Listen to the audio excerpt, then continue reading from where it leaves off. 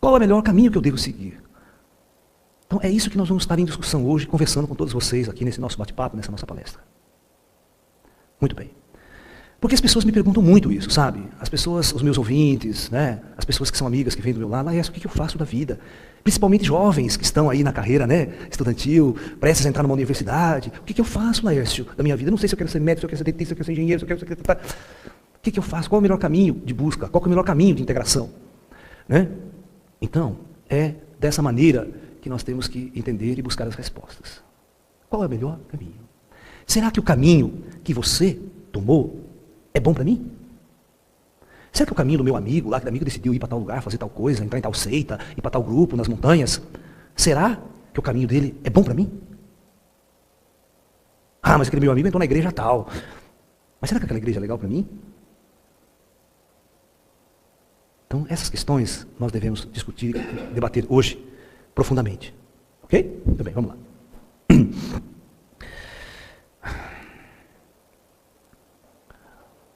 Siddhartha Gautama, o Buda, era um príncipe.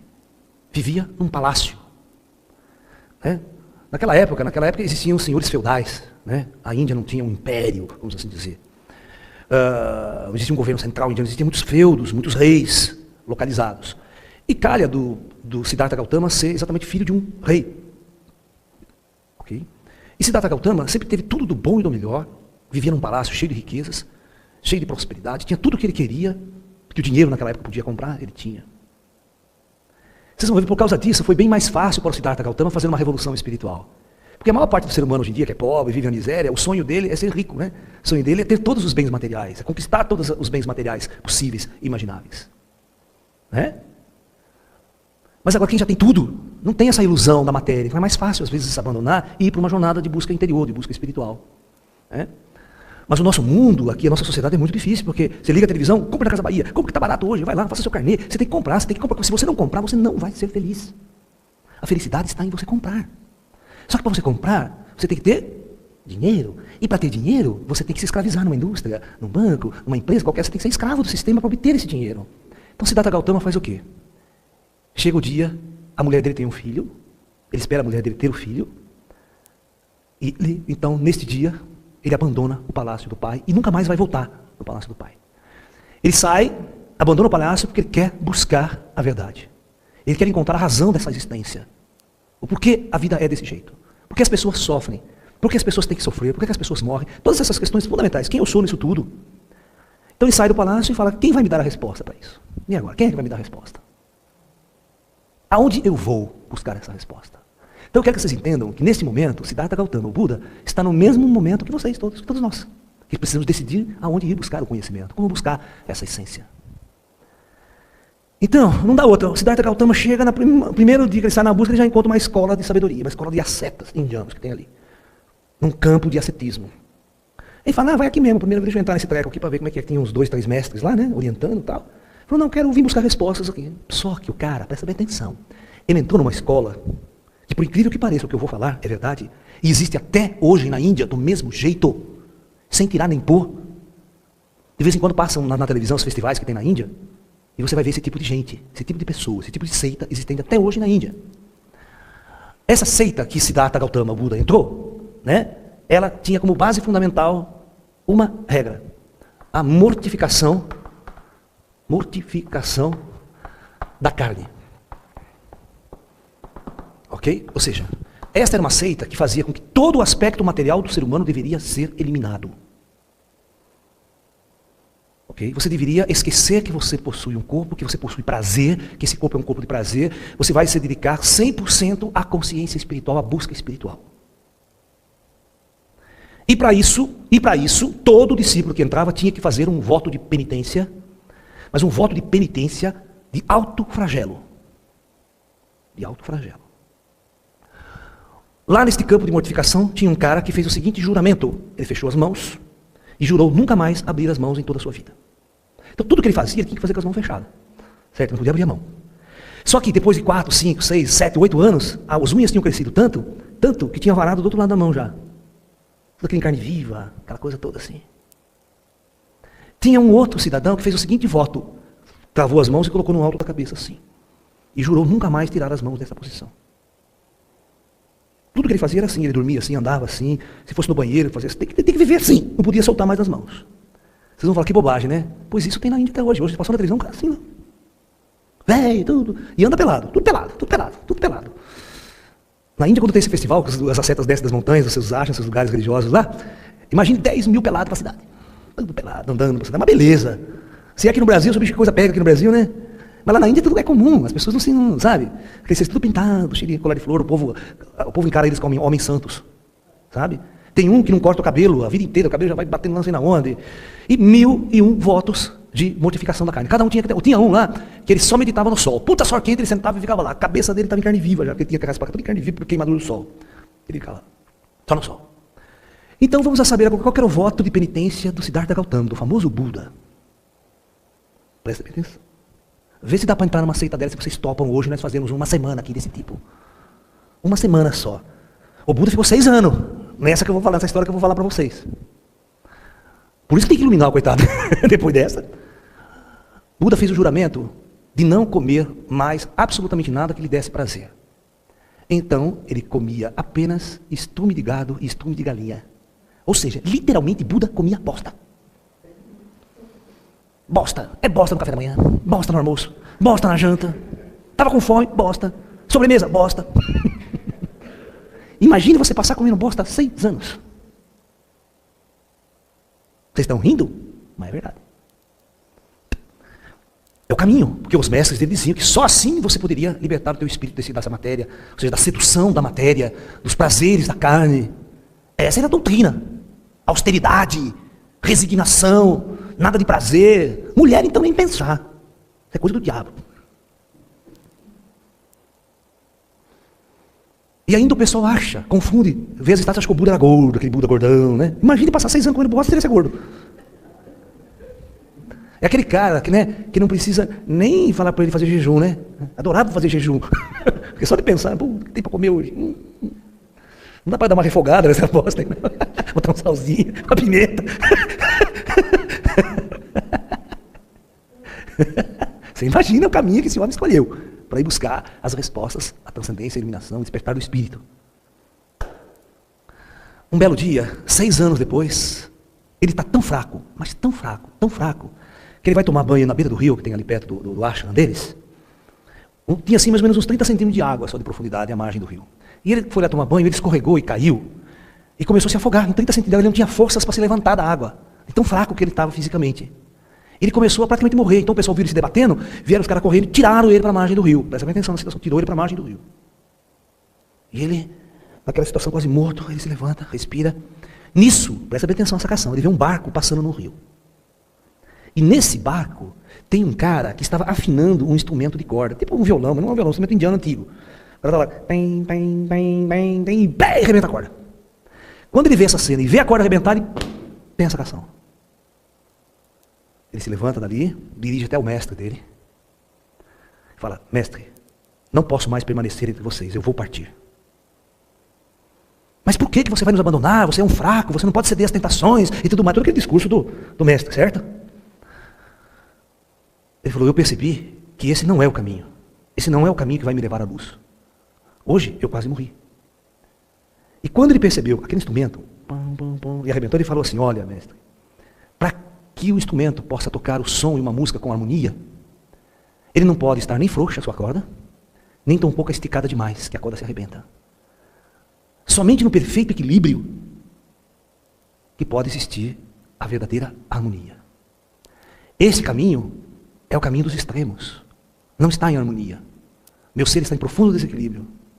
Portanto, eu não posso permanecer mais aqui. E o mestre, não, porque você é um fraco, porque você é isso, porque você é aquilo, você não pode nos abandonar, onde se viu, né, essa coisa toda, você não pode ceder às tentações, aquela coisa toda, aquele discurso clássico, né? Mas mesmo assim ele vai embora. Então preste atenção, neste dia, Siddhartha Gautama vai descobrir o cerne central de sua doutrina, da doutrina budista, que é o caminho do meio. O que significa o caminho do meio? Vocês já viram toda a arquitetura de templos budistas hoje, todos os templos budistas que você for visitar hoje, ele vai ter a seguinte arquitetura de entrada, na porta de entrada. Vai ser assim. Todos eles.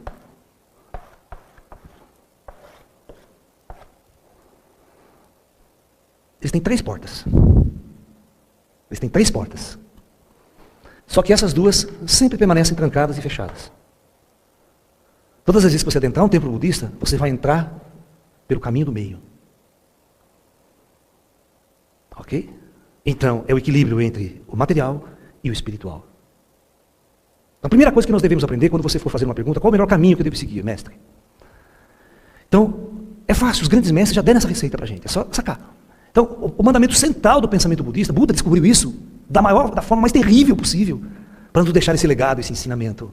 Ele passa 6 anos no extremo, negando totalmente a matéria, negando totalmente o prazer, negando totalmente a felicidade, vivendo só em austeridade, em dor, achando que isso o levaria à iluminação, levaria à espiritualidade, e é isso que Deus quer de nós. Mas ele descobriu que não era verdade. E se você também ficar desse outro lado da balança, 100% na matéria, 100% na luxúria, 100% no prazer, também não está certo. É o outro extremo da balança. Então Buda nos ensina que uma das principais características que o caminho que eu descobri, que eu defini para a minha vida, para a minha busca, para a minha jornada espiritual, é um caminho de equilíbrio entre o espiritual e o material. Ok? Portanto, hoje em dia, se você for buscar um caminho e alguém lhe oferecer para vocês apenas austeridade e sacrifício, nada pode, tudo é proibido, duvide disso. Porque essa não é a base fundamental dos grandes mestres que têm nos ensinado. Dinheiro é ruim? Não, dinheiro não é ruim. Quando você usa com consciência, com sabedoria, ele é uma ferramenta importante no desenvolvimento de nossa espiritualidade. Então, você precisa acordar. Primeiro ponto, você tem que acordar para o seu lado espiritual. Você precisa colocar na sua vida, escolher um caminho que tenha o equilíbrio entre o material e o espiritual. Você precisa ter energia suficiente para trabalhar o teu espírito, para descobrir essa essência espiritual que nós somos, e também para viver a sua vida equilibrada. Você vai ter, você vai morar legal, vai comer bem, vai ter suas questões materiais, seu sustento. Só que você não pode ficar 100% nesses desejos materiais. E também não pode ficar 100% só no espiritual, porque daí dá o desequilíbrio. Porque você vê, é o fato que a gente viu, né? Até na novela da Globo, essa discussão, o padre se apaixona por uma moça. Não, mas eu não posso, eu tenho que servir a Deus. Eu decidi servir a Deus, porque Deus quer que eu seja assim. Eu não posso ficar com a mulher, não posso viver em prazer, não posso transar com a mulher, não posso ter prazer sexual, porque Deus não gosta. Agora eu pergunto, quem é que falou que Deus não gosta? Quem é que colocou na boca das pessoas o que é que Deus quer? Se você discute a origem das religiões, quem criou, por exemplo, Jesus Cristo, não criou sacerdote, não criou padre, não criou igreja, não criou nada. Ele nunca disse, olha, faça uma igreja, seja celibatário, não case e fica desse jeito. Ele nem falou isso, é uma invenção puramente humana. Buda, Siddhartha Gautama, Buda, nunca falou, vocês vão ser celibatários, não vão casar, vai fazer um mosteiro e vai ficar aí clausurado. Buda nunca falou isso para ninguém. Por que os templos budistas hoje são celibatários, são assim, todo mundo preso, lá todo mundo... Por quê? Tem que ser assim. Então, nós estamos no 3º milênio, na nova era. Estamos na era da consciência. Antigamente, a era da fé. Você chegava na igreja, mas padre, por que isso? Tem que questionar, rapaz, tem que fazer, se ajoelha aí, reza, pede para Deus, se curva. Tem que ter fé. Mas aquela fé é idiota, aquela fé cega, aquela fé que você reza, não sabe para onde vai a reza. Sem consciência nenhuma. É uma freira enclausurada. Hoje é famosa, as freiras enclausuradas, não tem contato comum, não tem com ninguém, só reza, serve a Deus, como se Deus quisesse isso dela. Ou seja, 100% no espiritual, negando toda a sua parte afetiva, sua parte sexual, sua parte emocional, seu ser. É óbvio que é uma vida de sofrimento, de austeridade, de escravidão a um jeito, a um pensamento filosófico. O homem precisa se libertar, precisa encontrar um caminho de libertação. E esse caminho é o caminho mais difícil de todos. Por quê? Vocês vão entender o que eu vou falar.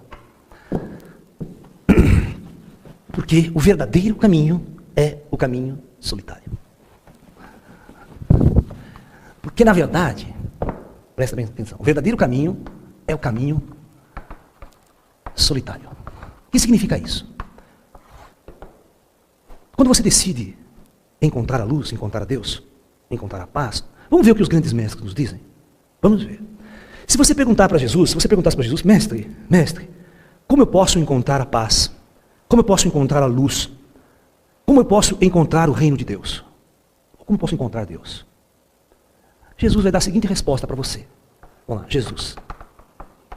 Jesus vai dizer, dentro de você. Ok? É ou não é? Todo o discurso de Jesus, onde se encontra o reino de Deus? Dentro de você. Onde eu posso encontrar uma paz no mundo? Dentro de você. Onde eu posso encontrar a liberdade? Dentro de você. Se você vai perguntar para Buda, o Siddhartha Gautama, iluminado. Buda, se você perguntasse sobre Buda, Buda dizia o seguinte, Ele olhava para os discípulos dele e falava assim para os discípulos: vós sois Buda. Ele via todo mundo como Buda. Ele falava assim: a única diferença, meus discípulos, que existe entre eu e vocês, é que eu descobri que sou um Buda, e vocês ainda não descobriram que são Budas. Ou seja, o velho discurso dos mestres: vós sois deuses. Você só precisa descobrir que você é. Então veja bem, você não precisa fazer absolutamente nada. Presta atenção no que eu estou falando. Foi isso que Buda descobriu depois de comer 6 anos merda. Buda descobriu que você não precisa fazer absolutamente nada para se tornar um Deus. Você não precisa fazer nenhum sacrifício para se tornar um Deus. Você não precisa fazer nenhuma penitência para se tornar um Deus. Você não precisa deixar de fazer sexo para se tornar um Deus. Você não precisa deixar de se apaixonar por um menino, por uma menina, por uma mulher, por um homem, porque Deus não gosta disso. Buda nos disse: você não precisa fazer nada disso, porque você já é. Se você já é, o que eu tenho que fazer então? Ó,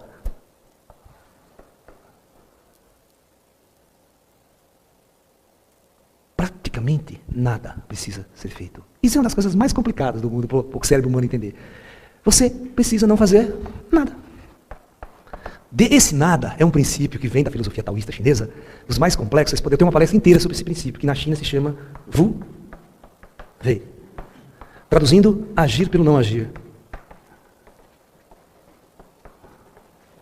Muito bem, se eu já sou, o que eu devo fazer? Eu não devo fazer nada, eu já sou. A única coisa que eu preciso é descobrir o que eu sou. Perfeito? Então, eu quero que vocês entendam uma coisa. Por que eu disse que o caminho para descobrir essas coisas é solitário? Porque, na verdade, tudo está dentro de você. Está em algum lugar em você. Você precisa voltar para dentro.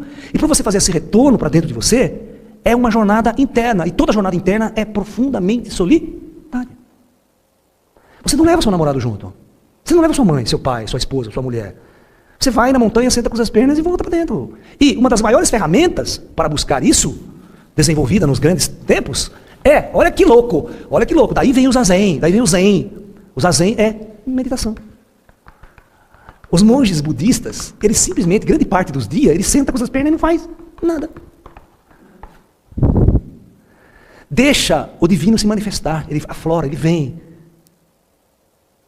O fato de nós estarmos na nossa mente a 1000 por hora, correndo, fazendo, estudando, se matando, pressionado, competindo, né? Competindo para ser feliz, e competindo para conquistar a menina mais bonita, e tudo isso é completo, aquela agitação, a nossa mente é tão a 1000 por hora, que a coisa funciona da seguinte maneira. O Buda, ele levantava as mãos assim para os seus discípulos e dizia assim: discípulo, imagina que essa aqui é a sua encarnação atual agora. Você tem um rosto. Esta aqui é a encarnação anterior. Você tinha outro rosto. E essa aqui é a anterior da anterior. Você tinha outro rosto. E essa anterior da anterior ainda, você tinha um outro rosto. E vamos imaginar que essa aqui fosse a sua primeira encarnação na Terra. Você tinha um rosto também.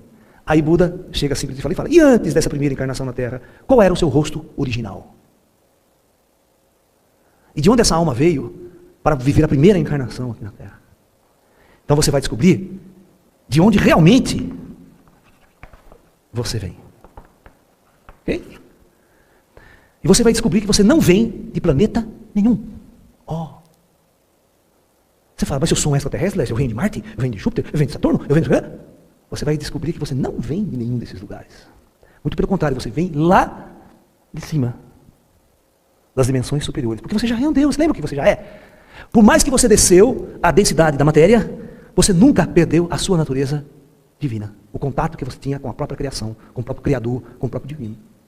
Você vai descobrir isso, que você realmente é esse ser imortal, fantástico. E que não depende da matéria deste mundo para existir ou para sobreviver. Você vai encontrar a sua verdadeira origem, a sua natureza cósmica, a sua origem cósmica e universal.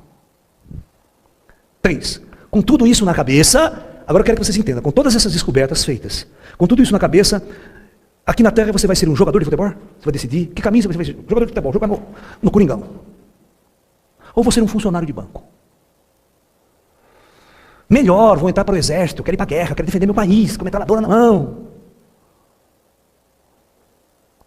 O que vocês acham que vocês fariam, tendo todo esse conhecimento em mãos?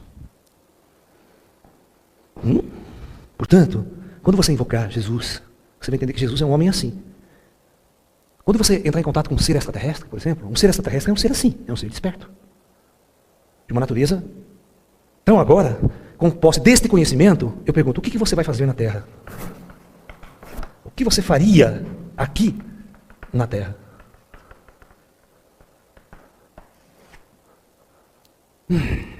Essa é a grande sacação. Qual é o caminho? Veja bem, tem uma historinha muito interessante de Jesus Cristo, da passagem lá do Evangelho de Jesus.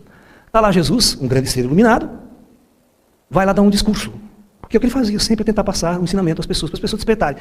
Jesus via gente lá, né, sufocada pelo Império Romano, na Galileia, porque na época Jerusalém, a própria Galileia ali era invadida pelos romanos, né? Então existia um povo todo oprimido pelos soldados romanos, pelo Império Romano. E por outro lado, tinha o rei Herodes, que era outro, né? Não sabia quem que era pior, né? Se era o Herodes era pior, se era os romanos que era pior. Não importa se você tinha romano, a coisa ia ficar ruim do mesmo jeito, para o cidadão, para o indivíduo ali.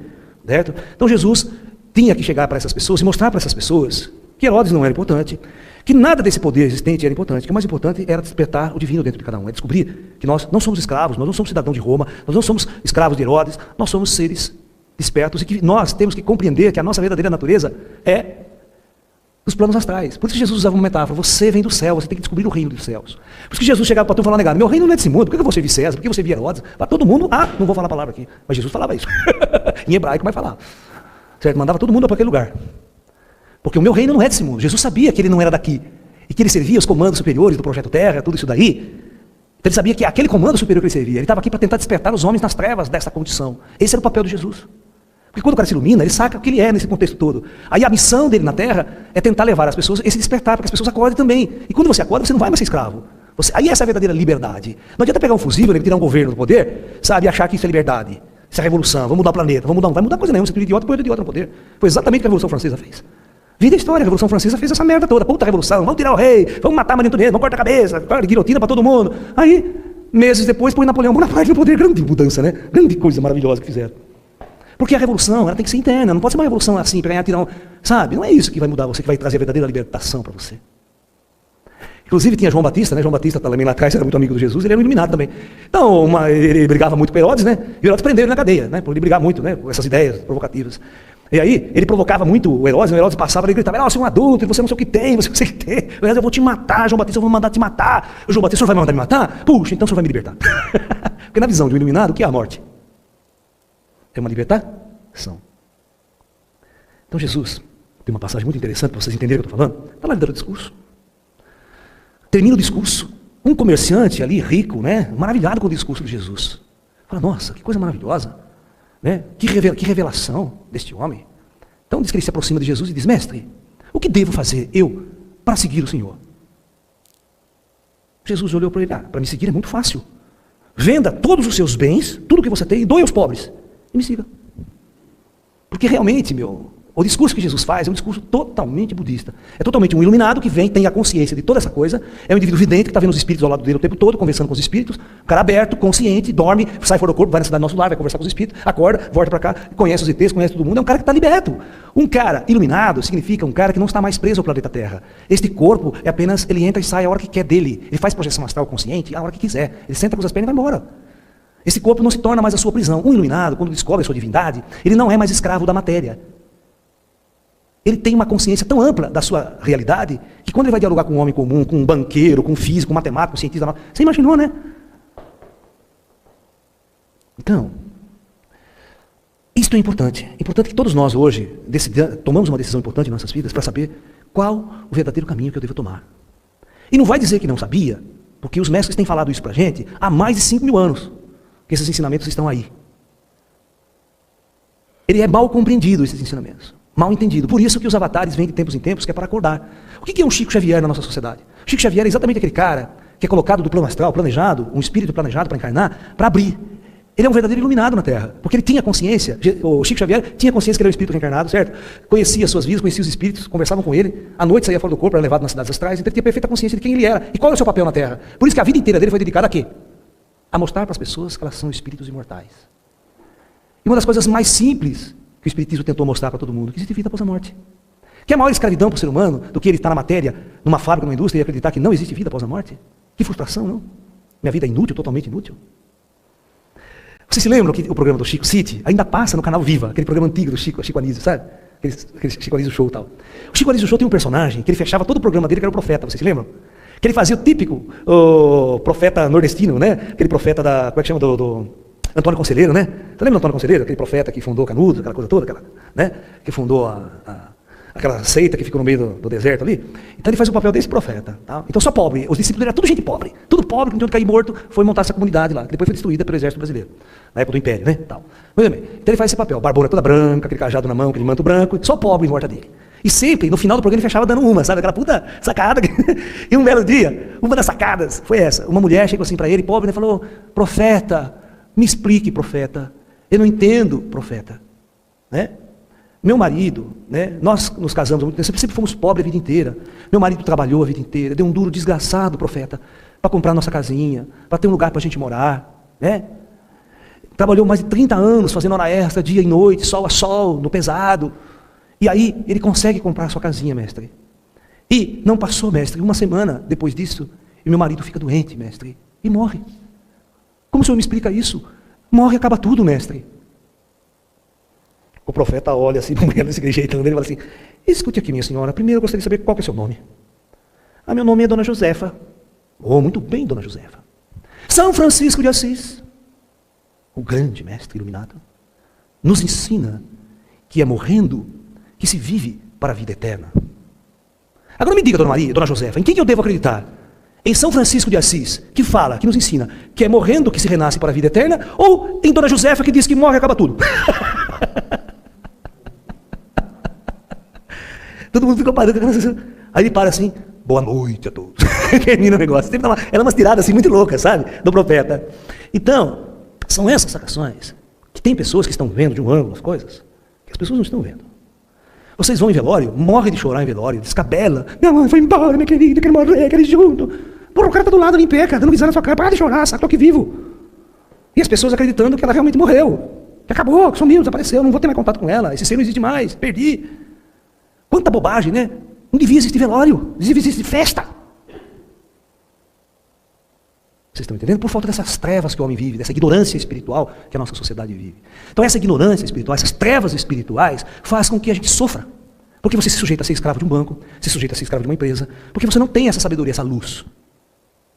Por isso que eu sempre admirei muito os hippies da década de 60. Eles tiveram a grande coragem de fazer a maior de todas as revoluções. Eles deram um bico em tudo para tentar construir uma sociedade alternativa. Só que eles não tiveram pique para continuar essa grande revolução.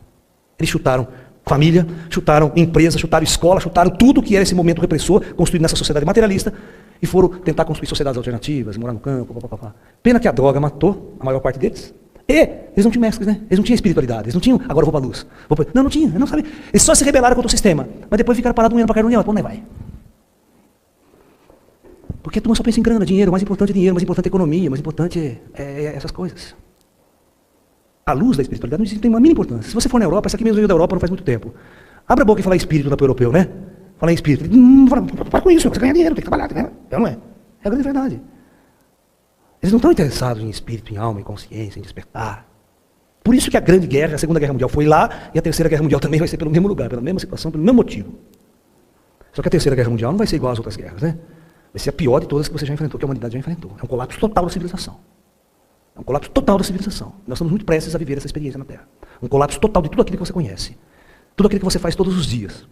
Agora, se você está que nem eu, por exemplo, no mundo, né? Tô zen e tal, servindo a luz, para mim qualquer mudança lá fora vai mudar em nada a minha vida. Porque o meu processo é estar servindo a luz. Estar nesse encontro diário, constante com a luz. Colocar essa diretriz em minha vida como parte importante da minha existência na Terra. A minha jornada aqui na Terra é uma jornada de busca e também de distribuir aos meus amigos, meus irmãos, esse questionamento. Eu não sou um indivíduo que dou as respostas. Eu crio nas pessoas um questionamento para que elas possam buscar dentro de si as verdades. Ninguém vai revelar para você a verdade. Ninguém. Nem o ET, nem a Virgem Maria. Não adianta, sei lá, porque a Virgem Maria está aparecendo, vai sentar, a Virgem Maria me revela. Não vai revelar, pode esquecer. Você só vai encontrar essa verdade quando você fizer essa jornada para dentro. Quando você encontrar essa questão dentro de você. Isso você pode começar agora. Cada um vai descobrir o seu processo. Cada um vai ter a sua própria religião.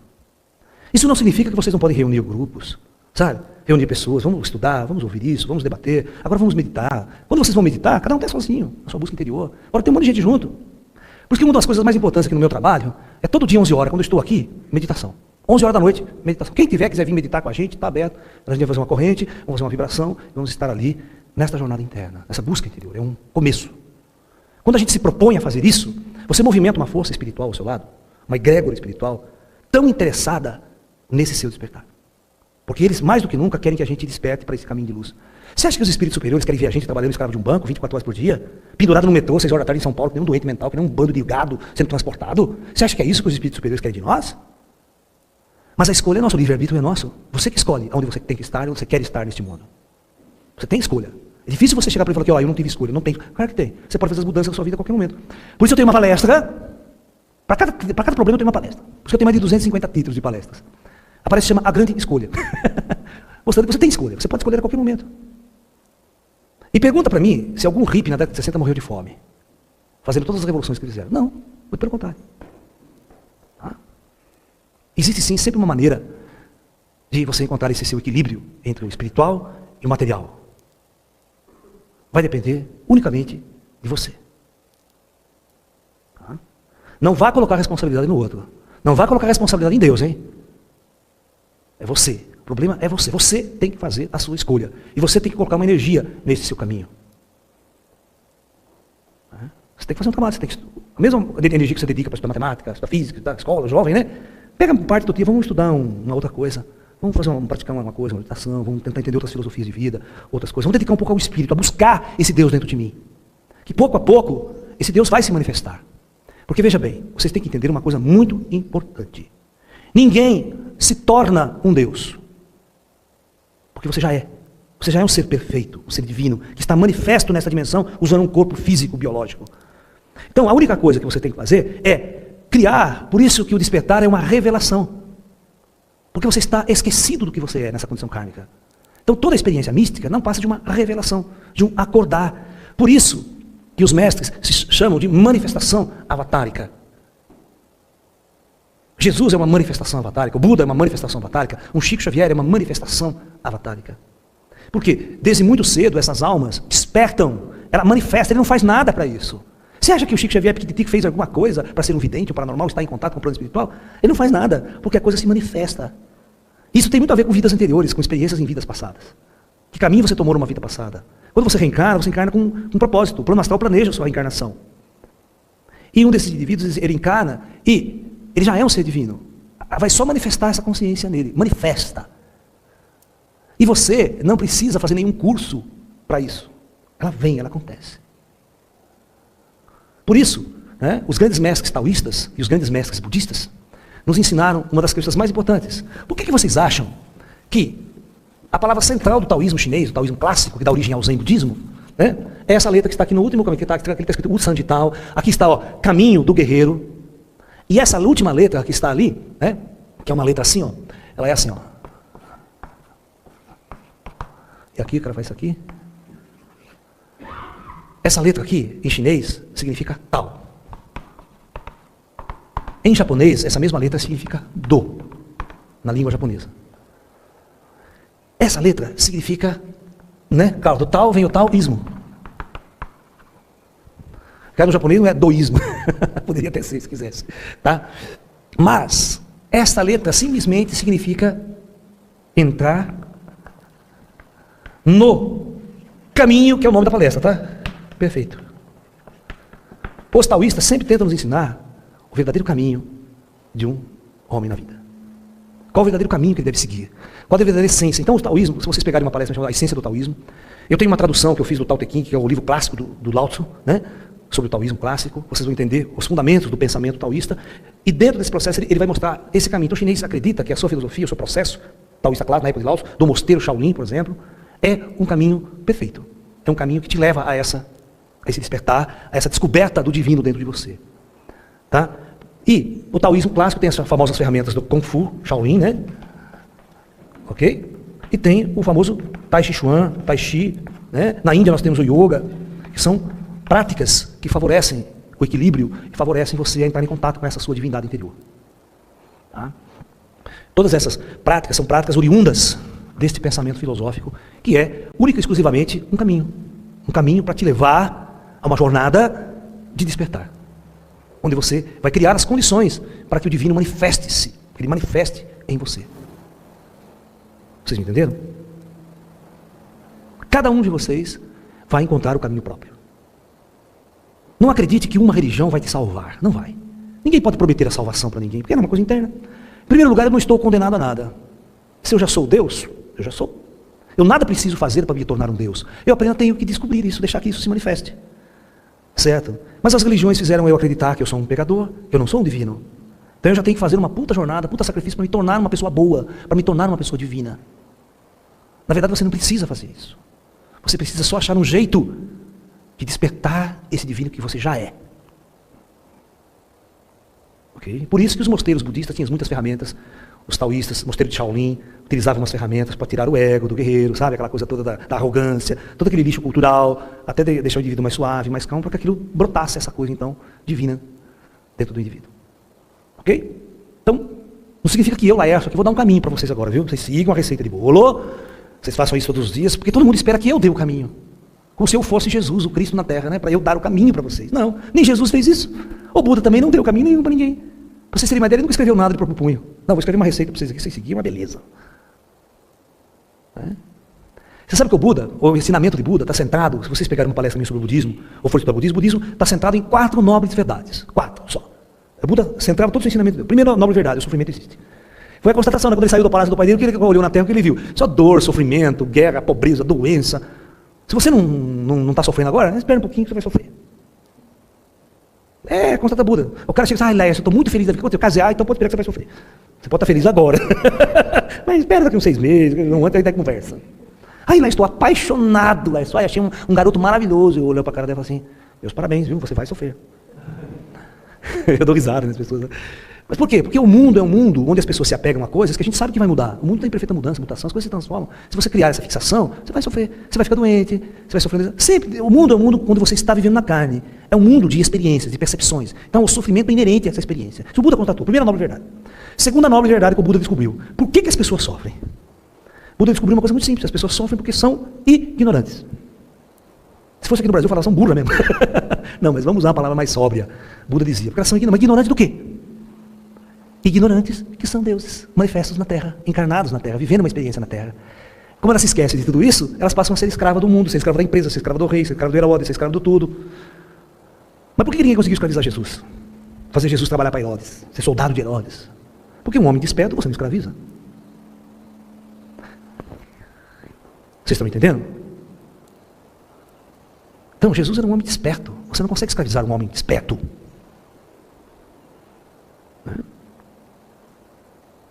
E Buda dizia, essa é a grande ignorância. A causa do sofrimento é a ignorância. Ignorância que você é espírito. A terceira nobre verdade que ele pregava.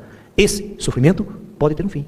Aqui nessas vidas de vocês. Não é na posteridade pela morte, não. É agora. Nós podemos resolver esse problema. Se eu conseguir me iluminar, isso significa que vocês também podem. Qualquer um pode despertar esse divino dentro de si e manifestar-se. Certo? E aí Buda vem com a quarta nobre verdade, que ele chama de caminho óctuplo. O Buda dava um caminho. Ele ensinava 8 práticas que o indivíduo deveria ter para estar no caminho. É claro que eu não vou ficar, porque a palestra hoje não é especificamente sobre o caminho óctuplo, sobre o budismo. Eu tenho uma palestra específica sobre uma palestra chamada 7 chaves para a iluminação. Mas não é 8, não, eu tirei uma porque é meio redundante, eu chamei 7. É a mesma coisa, é 7 chaves para a iluminação. São as 7 sendas que o Buda ensinou para o indivíduo praticar, tomar consciência, que ele chega lá. E vocês vão ver que essa prática é uma prática que não é uma religião, é uma prática cotidiana, é um negócio muito interessante.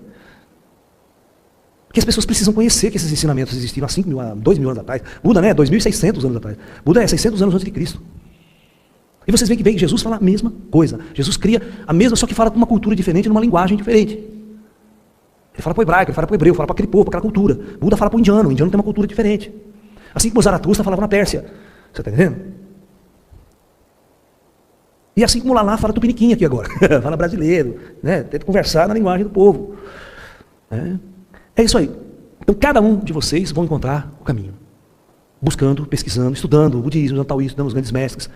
Vai no centro espírita, vai no centro de Umbanda, vai não sei aonde, vai em qualquer lugar, vai lá curtir, vai lá pesquisar, estudar, e não faça parte de nada. Porque você sabe que tudo é uma busca, mas a verdadeira busca é para dentro, é interna. Vocês podem reunir grupos nas suas casas para estudar, para praticar, para meditar. Vocês falam, mas não tem professor de Tai Chi, vou fazer Tai Chi com quem? Muito simples, reúne um grupo e convida alguém para dar aula para vocês, na cidade de vocês. É tudo uma questão de reunir forças. Quando você reúne um grupo, você cria uma força, você cria uma energia.